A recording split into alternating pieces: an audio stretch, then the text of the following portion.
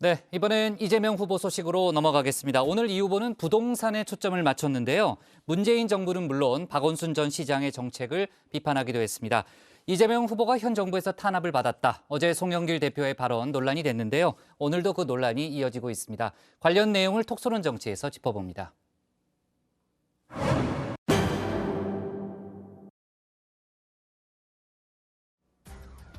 네, 빽빽하게 들어선 아파트가 시원하게 내려다 보이는 이곳, 노원구에 있는 한 빌딩 건물 옥상입니다.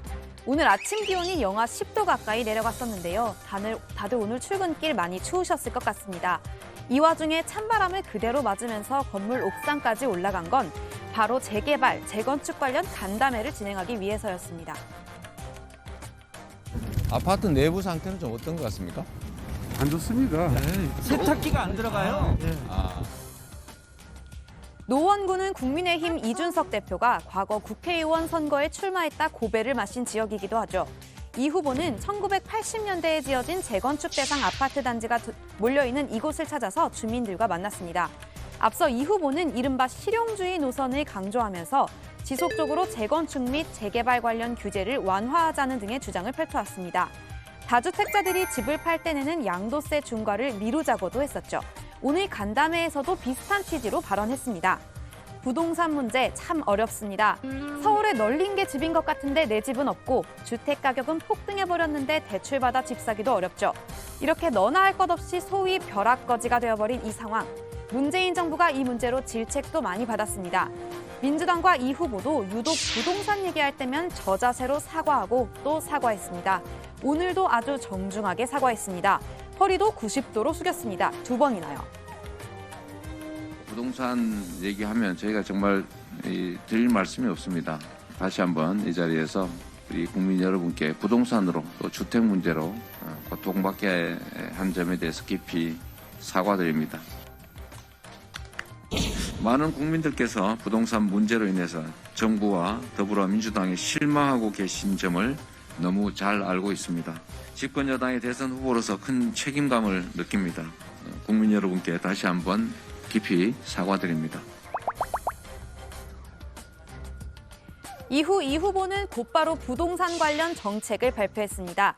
주택 공급을 위한 6개 로드맵 한번 살펴보겠습니다.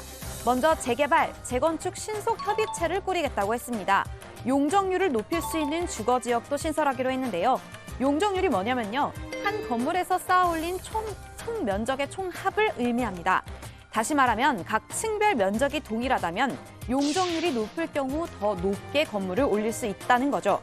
또 재개발, 재건축이 비교적 용이하게 이루어질 수 있도록 안전진단 기준을 합리화하고 공공주도의 재개발도 활성화하겠다고 했습니다. 이렇게 들으니까 좀 복잡한데요. 정리하면 궁극적으로 재개발, 재건축을 통해 주택 공급을 늘려주겠다는 겁니다. 주택 공급을 늘리는 효과에 더해서 해당 주택에서 노후주택 때문에 고통받는 분들의 주거 고통을 줄여드릴 수도 있다라는 이중의 효과가 있는 것 같습니다. 또 나는 이전 정치인들과는 다르다 이러면서 차별화에도 나섰습니다. 박원순 전 시장이 현장 주민들이 주거 환경 악화로 느끼는 고통을 방치했다고 지적한 겁니다. 도시 재정비와 관련된 문제에 대해서 약간 이제 보수적 가치를 가지고 계셨던 것 같아요. 틀렸다, 잘못됐다고 생각하지 않습니다. 서울시의 재건축, 재개발 정책이 보존 중심으로 가는 바람에 추가 주택 공급이 시장이 원하는 만큼 원활하게 이루어지지 못한 측면이 있었던 것 같습니다. 네, 이처럼 주택 공급에 방점을 찍고 있는 이 후보. 앞서 민주당이 주택 공급량을 늘린다면서 김포공항을 이전하고 그 부지에 주택을 짓는 방안을 검토하고 있다는 소식도 전해졌었는데요. 서울 지역구 의원들의 반발과 시민들의 불편함 때문에 당분간 고려하지 않는 걸로 가닥이 잡혔다고 합니다. 다만 약속했던 주택 250만 호는 그대로 공급하겠다고 하네요. 부동산 공약 역시 그동안 이 후보가 강조해온 실용주의 노선의 일환이라고 볼 수 있겠습니다. 누구나 좋은 집 살고 싶은 거 잘 알고 있으니까 그런 욕구를 실현해 줄 수 있는 정책을 펴겠다는 겁니다. 더 유연하고 실용적인 정책 집행이 필요합니다. 물론 정책의 일관성은 매우 중요한 가치입니다. 그렇긴 하지만 국민의 불편을 방치하는 이유가 될 수는 없습니다. 역대 민주정부는 재개발, 재건축을 과도하게 억제한 측면이 있습니다. 국민의 주거 상향 욕구도 존중해야 합니다. 이렇게 실용주의 강조하다 보니 소상공인과의 만남이 잦았던 대선 국면 초기에 비해서는 친기업적인 면모를 조금 보이고 있습니다. 바로 어제였는데요. 국내 10대 기업 임원진과 만나 허심탄회하게 이야기를 나눴습니다. 특히 최근에 입법된 중대재해처벌법이 대표적인 예로 보완하지 않는다면 많은 기업들이 잠재적 범죄자로 내몰리게 될 형편입니다.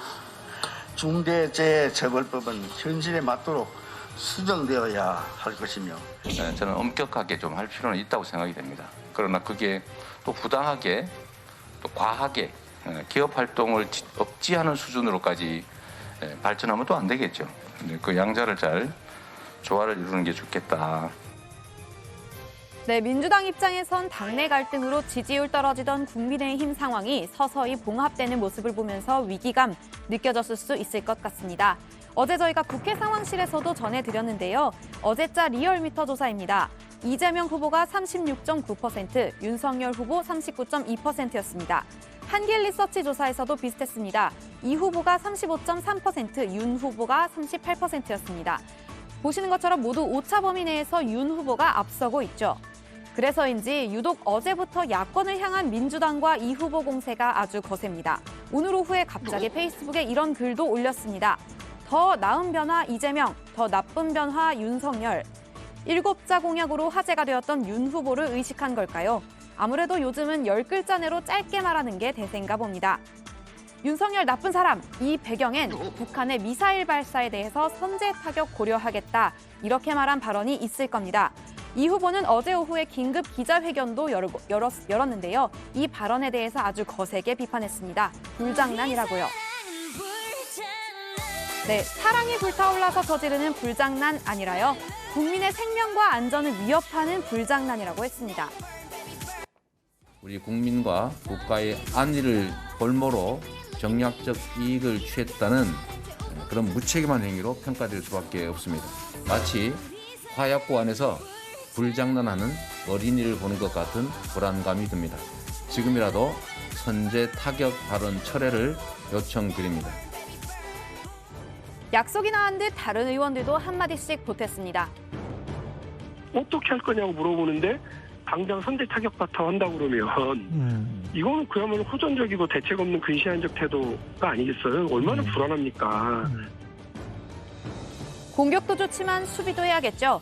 지역 민심도 다시 꼼꼼하게 살피기로 했습니다.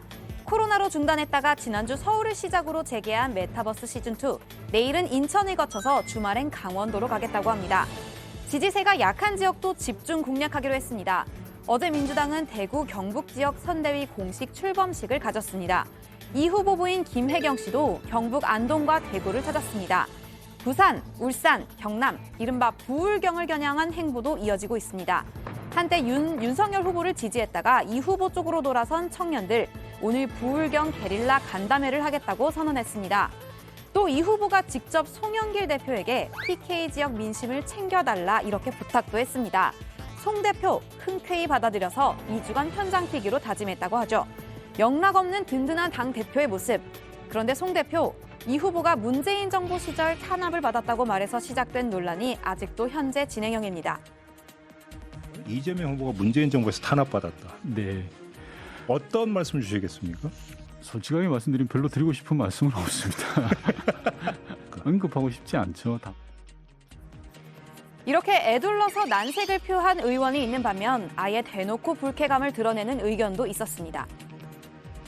송영길 당대표께서 뜬금없이 이재명 후보가 문재인 정부에서 탄압받았다고 한 발언은 당의 단결을 저해하는 뜨악한 것이었습니다. 막상 당사자인 송 대표는 오늘 하루 종일 선대위 일정을 바쁘게 소화하면서 얼굴을 비쳤지만요. 별다른 해명은 내놓지 않았습니다. 당 일각에서는 송 대표 실수였다고 인정을 하면서도 진화에 나서려는 모양새입니다. 어제 이 후보도 정치적 의도는 없었으니 이해해달라고 당부했죠. 친문 세력과의 갈등, 이 프레임 속에서 이거를 계속 보도하고 있던데 이렇게까지 사안이 거기까지 갈 거라고 보십니까? 그렇게 될 것으로는 보지 않습니다. 그래요? 송영길 후보도 일정하게 좀 실수를 했다라고 이제 본인 스스로가 생각하지 않을까 싶고요. 다만 이번 일로 송 대표가 말썽꾸러기 취급받는 일은 피할 수 없을 걸로 보입니다. 선거도 얼마 안 남았는데 상황이 상황이니만큼 생각 좀 하고 말해라, 이런 쓴소리도 이어졌죠. 원래 송영길 대표가 좀 가끔 사고를 치는 친구 아니에요.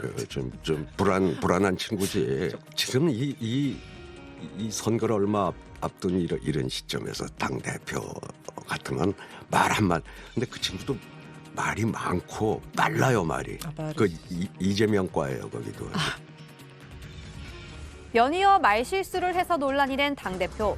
불편한 발로 직접 현장 뛰겠다면서 상황은 일단 어느 정도 일단락 지어질 수도 있을 것 같습니다. 하지만 워낙에 다이나믹한 선거 국면, 앞으로 같은 일이 또 벌어지지 않을지는 두고 봐야겠죠. 오늘의 톡 쏘는 한마디 이렇게 정리하겠습니다. 우리 옛날부터 속담에 2번, 3번 생각하라고 하는데 이 친구는 요새 SNS 좋아하고 하는 친구들은 뭐 2번, 3번은 그냥 한 번 생각도 안 해보고 우선 질르는 친구들 아니에요. 그러니까 좀 불안하죠.